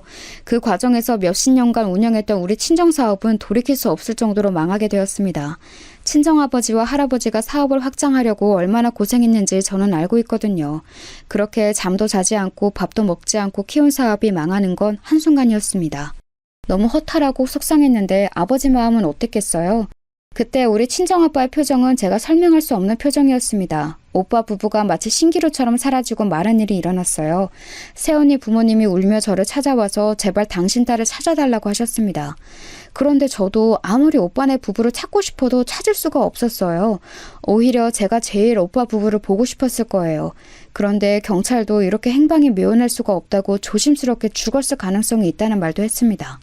당연히 저는 그런 말이 달갑지 않았어요. 그래서 절대 죽었을 리는 없다고 했죠. 아이들을 시어머니에게 강제로 맡기고 열심히 전국 팔도를 뒤지기 시작했어요. 하지만 정말 털끝 하나 보이지 않았습니다. 집안 대대로 내려오던 사업이 망하고 아들 부부가 아예 사라지자 아빠는 충격이 매우 크셨어요. 그래서 아버지는 충격에 말을 할 수가 없게 되었습니다. 본인이 말할 의지가 없으셨어요. 병원에 가도 말을 한마디도 꺼내지 않으셨죠. 의사는 마음의 문이 너무 굳게 닫혀서 이건 의지의 문제라고 하더라고요. 심지어 아버지는 사업이 망했는데 친척들까지 모른 척하자 충격에 쓰러져서 병원에 몇 달을 누워 계셨어요. 아버지가 쓰러지고 저도 너무 삶이 힘들었습니다. 입에 아무것도 들어가지 않아 먹지를 않으니 살이 매우 많이 빠졌어요. 이렇게 힘든데 너무 아이러니하게 남편의 사업은 점점 커졌습니다. 남편 보고 도와달라고 하고 싶었지만 이미 망할 대로 망한 우리 친정회사는 그냥 그대로 부도가 났어요. 심적으로 힘드니까 남편에게 의지하고 싶은 것은 당연하잖아요. 그런데 남편은 커진 회사를 더 크게 확장할 생각뿐이었습니다. 그래서 아예 집에 들어오지 않는 날도 아주 많았어요. 시어머니는 제가 오빠 부부를 찾고 친정아빠를 돌보느라 아이들을 맡기니 노골적으로 저에게 욕하기 시작했어요. 그래서 아이들도 혼자 돌보게 되었습니다. 시어머니는 본인 아들은 문제가 없으니 더 당당해지셨어요. 우리 친정에 별 볼이 없으니 그때부터 저를 대놓고 구박하기 시작했습니다. 친정아빠가 쓰러져서 병원에 있으니 아빠에게 받던 생활비는 당연히 없었어요. 그래서 남편에게 돈을 달라고 해야 하는 날이 많았습니다. 남편은 그렇게 본인 회사가 커져도 생활비를 아주 적게 줬거든요. 친정아빠는 기적적으로 눈을 뜨고 집에서 혼자 살기 시작했습니다. 아빠가 그동안 모은 돈으로 병원비를 해결하니 아빠는 당장 생활이 힘드셨어요. 몸이 아픈 상태라 어디 가서 일할 수도 없으셨죠. 저도 급한 대로 친척들에게 연락해서 돈을 요청했는데 어쩜 그렇게 매몰차게 거절하던지 상처를 아주 많이 받았습니다. 시어머니에게 혹시나 해서 돈 얘기를 꺼냈더니 무슨 반응이 나왔는지 아세요? 자기를 물주로 한다고 본인 아들이 너무 안쓰럽고 불쌍하다고 울기 시작하셨어요. 저에게 나가라고 소금을 뿌리고 등을 떠밀기까지 하셨습니다. 그렇게 우리 아빠 돈으로 용돈을 줄 때는 수금하듯 가져갔으면서 어이가 없었습니다. 그래서 저는 남편에게 계속 생활비를 요청하게 되었어요. 그런데 여기서 문제가 생겼습니다. 제가 우리 집 생활비를 타면서 그 돈으로 아빠에게 생필품을 사주었거든요. 우리 집 음식 재료를 사면서 아빠에게 가져다 주기도 했었어요. 오빠네 부부가 실종되었으니 아빠를 챙길 사람은 이 세상에 저 한 명뿐이었습니다. 그런데 그 생활도 오래가지 못했어요. 왜냐하면 남편이 어느 날 진지하게 저를 식탁에 앉히더니 말을 계속했습니다. 당신 왜 이렇게 생활비를 많이 쓰는 거야? 점점 생활비가 늘어나는데 너무한 거 아니야? 당신이 사치 부리는 사람인 줄 몰랐는데 왜 자꾸 요구하는 금액이 커지는 거야? 도대체 어디에 그렇게 돈을 쓰는 거야? 아, 그게 애들 학원비가 워낙 비싸니까 그렇지. 또 우리 아빠가 혼자 계시니까 내가 도와주고 있거든. 어려울 때 서로 돕고 사는 게 가족이잖아. 내가 딸인데 아픈 아빠를 모른 척 할 수도 없고, 안 그래? 장인어른이 워낙 상황이 좋지 않으니까 어쩔 수 없지. 그래도 너무 퍼줄 수는 없어. 내가 아무리 사업이 잘 되어도 언제 망할지 모르잖아? 평생 장인어른을 우리가 돌봐야 하나? 남편의 말에 저는 너무나도 서운했습니다. 당연히 자식이며 부모를 끝까지 책임져야 하는 건 아닌가요? 하지만 거기에 저는 아무 말도 할 수가 없었어요. 이러다 사건이 하나 터지게 되었습니다. 바로 시어머니와 제가 갈등이 생겼어요. 시어머니는 제가 친정일 때문에 본인을 소홀히 한다고 단단히 화가 난 상태였습니다. 제가 아이들을 당신에게 맡겼는데 제대로 보답하지 않는다고 하셨죠. 게다가 돈을 요구했다가 천하의 양심 없는 며느리가 되어 있던 상태였어요. 그런 상태에서 시어머니는 무려 저에게 제주도를 가자고 하셨습니다. 만약 우리 친정이 여전히 잘 나가던 상태였으면 저는 시어머니를 모시고 제주도에 갔을 거예요. 그런데 그때는 상황이 너무 아니었습니다. 친정아빠는 집에서 혼자 거동도 불편한 채로 누워 계셨고 오빠네 부부는 여전히 행방불명이었거든요. 어머니를 모시고 제주도에 도저히 갈 수가 없었습니다. 그런데 제가 난처함을 표현하며 거절하자 시어머니는 잔뜩 화가 나셨어요. 저에게 배은망덕하다며 우리 아들의 돈으로 갈 건데 네가 뭔데 그러냐는 말까지 들었습니다. 안 그래도 마음에 여유가 없던 저는 시어머니의 그 말에 말이 예쁘게 나가지 않았어요. 어머니, 저도 여유가 있으면 어머니 모시고 제주도에 한 달도 갈 수 있어요. 그런데 지금 상황 뻔히 아시면서 왜 그러세요? 게다가 지금 애들 아빠는 일 때문에 바빠서 분명히 못 갈 거예요. 그러면 제가 초등학생인 우리 딸들 데리고 어머니 혼자 모시고 다녀와야 하잖아요. 현실적으로 제가 제주도에 가면 아빠를 돌볼 수도 없고. 죄송해요. 그러면 네 아빠 그렇게 평생 누워있으면 너는 평생 슬퍼할 거냐? 지금 너희 오빠네 부부 사라진 지가 언제야? 산 사람은 살아야 하는 거야. 막말로 지금 그렇게 소식 없는 거 보면 어디 가서 죽은 거 아니야? 뭐라고요? 어머니, 아무리 그래도 어떻게 그런 말씀을 저에게 하실 수가 있으세요? 우리 오빠랑 새언니가 죽었다뇨. 어머님이 저한테 잘해주시면 제가 먼저 여행 가자고 했을 거예요. 저한테 그러지 마시고 그렇게 소중한 어머님 아들한테 가자고 하세요. 물론 어른에게 그런 식으로 말한 것을 누가 보면 뭐라 할 수도 있습니다. 그런데 그때는 도저히 참을 수가 없었어요. 시어머니와 대화를 끝내고 혼자 속상해서 화장실에서 얼마나 울었는지 모릅니다. 이런 시련을 주다니 하늘이 너무 야속했어요. 그런데 제가 더 속상했던 이유가 뭔지 아세요? 바로 남편의 반응이었습니다. 시어머니가 저랑 그 대화를 끝내고 남편에게 도대체 뭐라고 했는지 남편은 잔뜩 흥분한 상태였어요. 내 돈으로 편하게 먹고 사는 주제에 우리 엄마한테 왜 그러는 거야? 네가 그러고도 며느리야? 나는 네 아빠 편하게 간호하라고 생활비도 주는데 너는 우리 엄마 데리고 제주도를 못 가? 가는 게 있으면 오는 게 있어야 할 거 아니야. 그거는 초등학생 우리 딸들도 알겠다. 남편의 말을 듣고 저는 충격을 받았습니다. 시어머니가 어떻게 말을 했어도 남편이 저에게 저러면 안 되는 거 아닌가요, 여러분? 저는 그래서 홧김에 진실을 말하게 되었어요. 친정아빠가 쓰러지기 전에 우리 아빠가 준 돈으로 어머님 용돈도 여러 번 드렸다고 했죠. 그랬더니 남편은 그럼 차라리 서로 주고받지 말자며 아빠에게 이론 한 푼도 주지 않겠다고 했습니다.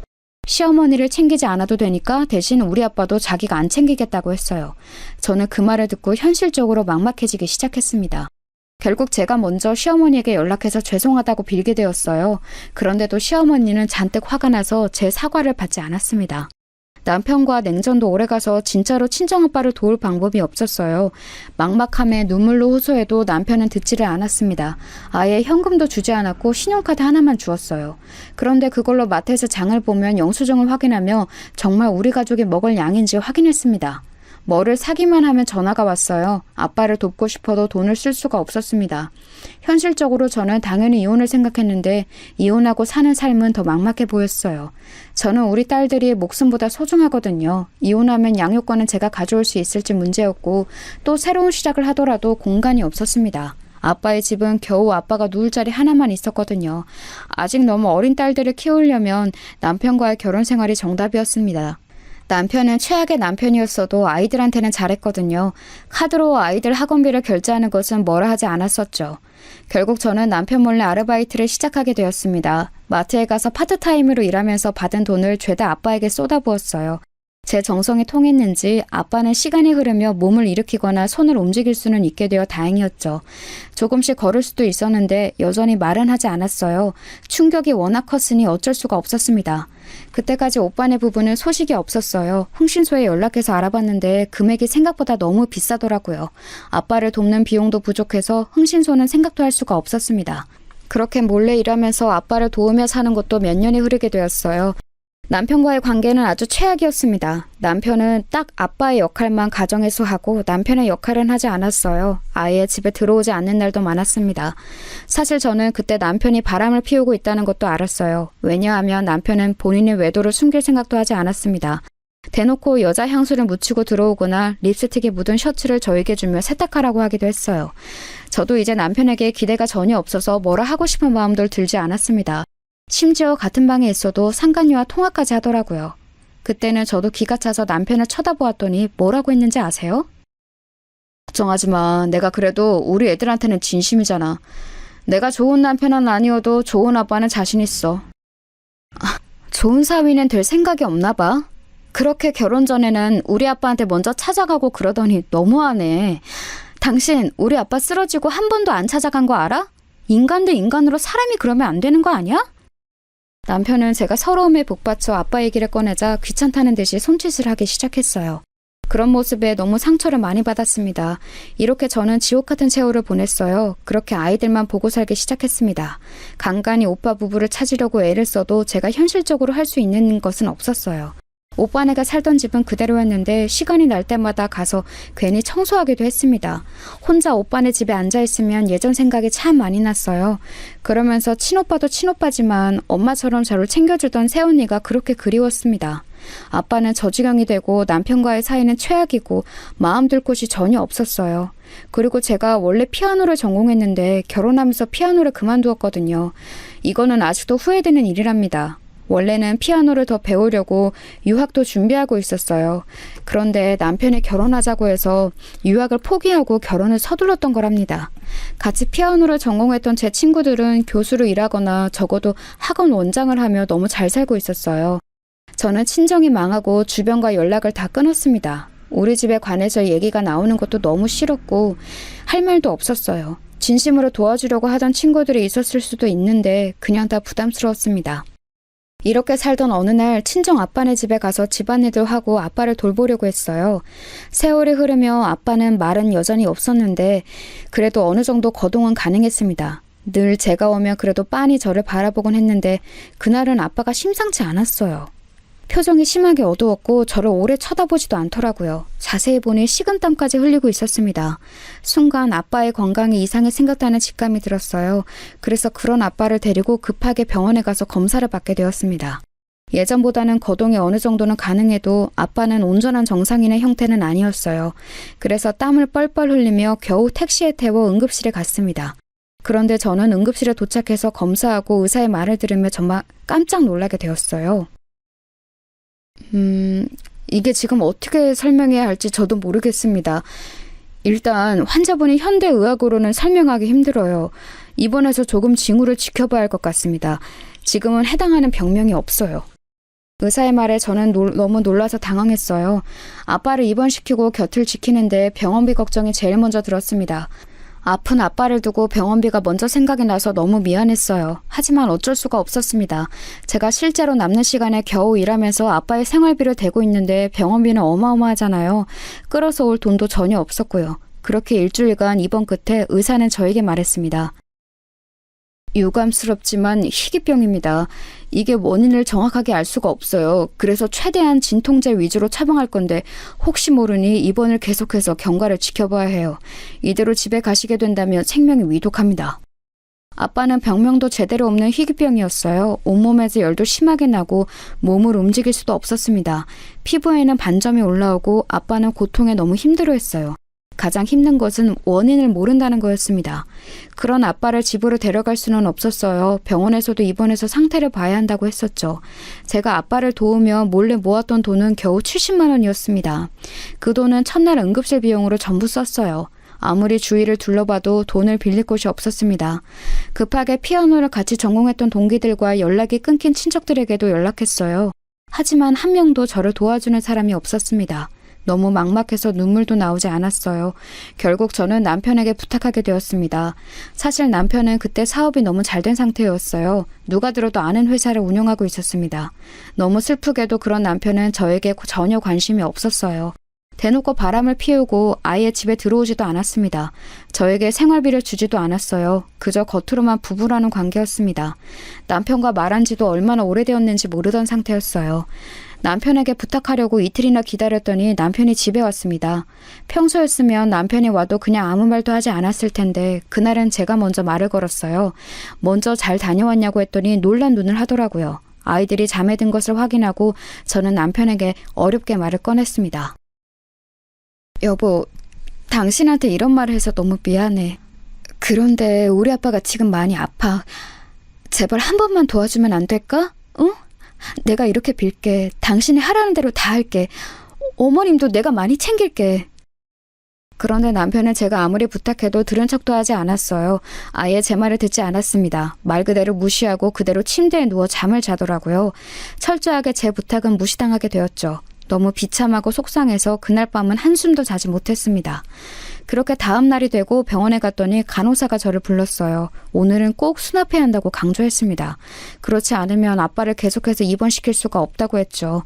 너무 막막해서 신이 있다면 저를 도와달라고 마음속으로 빌었어요. 그러다 순간 한 가지 방법이 떠올랐습니다. 남편이 저에게는 최악이어도 본인 자식들은 예뻐하잖아요. 그래서 저는 쌍둥이 딸 중 첫째가 다쳤다고 남편에게 거짓말을 했습니다. 딸들은 다행히 아빠가 아무리 본인들에게 잘해주어도 어린 시절을 저랑 보냈잖아요. 남편이 워낙 바빠서 딸들을 제대로 챙겨주지 않았습니다. 그래서 완전히 엄마 편이었어요. 다행히 이런 제 상황을 딸들도 알고 있었습니다. 그래서 첫째는 본인이 직접 전화로 남편에게 응급실에 왔다고 했어요. 그랬더니 남편은 정말 말 그대로 한 걸음에 병원으로 달려왔습니다. 병원에 온 남편에게 저는 창피함을 뒤로하고 빌기 시작했어요. 여보, 제발 내가 이렇게 말 안 하면 당신이 진짜 돈을 빌려주지 않을 것 같아서 거짓말을 하게 되었어. 제발 우리 아빠 병원비를 내어주면 안 될까? 우리 딸 병원비라고 생각하고 내주라. 내가 이렇게 빌게. 아빠 지금 수납하지 않으면 당장 나가야 한다고 했어. 내가 왜? 도대체 내가 장인어른 병원비를 왜 내야 해? 전 그러면 차용증 써. 그러면 빌려줄게. 대신 이자는 시중은행보다 높게 받을게. 남편의 말을 듣고 저는 너무 속상했어요. 저게 과연 남편이 맞나 싶었습니다. 그런데 여러분, 순간 믿을 수 없는 일이 일어났어요. 바로 기적이 저를 찾아왔습니다. 원수 같은 남편의 얼굴을 쳐다보고 있었는데 누가 갑자기 병원 문을 열고 들어왔어요. 당당하게 걸어오더니 병원비 제가 완납했습니다. 신경 쓰지 마세요 하는 거예요. 도대체 누가 저러나 싶어봤더니 그게 누구였는지 아세요? 바로 우리 집안 사업이 망하고 그대로 행방불명이 되었던 우리 친오빠였습니다. 너무 놀라 그대로 입을 벌리고 굳은 채로 오빠를 바라보았어요. 아무 말도 못하고 이게 무슨 일인가 싶었습니다. 저는 순간 제가 그대로 죽어서 천국에 온 줄 착각했어요. 딸이 신이 나서 외삼촌이라고 부르는 소리를 보면 죽은 것은 아니었죠. 너무 놀라서 숨도 제대로 쉬어지지 않았습니다. 오랜만에 본 오빠는 실종된 상태 그대로였어요. 몰라볼 수가 없었습니다. 그런데 제가 더 놀랐던 점이 뭔지 아세요? 바로 남편의 태도였어요. 우리 오빠가 문을 열고 들어오자 저보다 남편이 더 소스라치게 놀랐거든요. 마치 저승사자를 본 사람처럼 덜덜 떨기 시작했어요. 심지어 몸도 제대로 가누지 못해 그대로 주저앉더라고요. 우리 오빠를 향해 손가락질하며 말을 잇지 못했습니다. 그러더니 갑자기 자기 혼자 거품을 물고 실신까지 했어요. 저는 오빠를 보고 안 그래도 놀랐는데 실신한 남편을 보고 더 놀라게 되었습니다. 이게 도대체 무슨 일인가 싶었어요. 그러자 그런 저를 향해 오빠가 웃으며 말을 건넸습니다. 미선아, 그동안 고생 많았다. 오빠가 천천히 그동안 있었던 일을 다 설명할 테니 조금만 기다리렴. 아버지 병원비는 내가 다 냈으니 그건 전혀 걱정하지 마. 우리 집을 네가 종종 와서 돌봐준 것 같은데 맞니?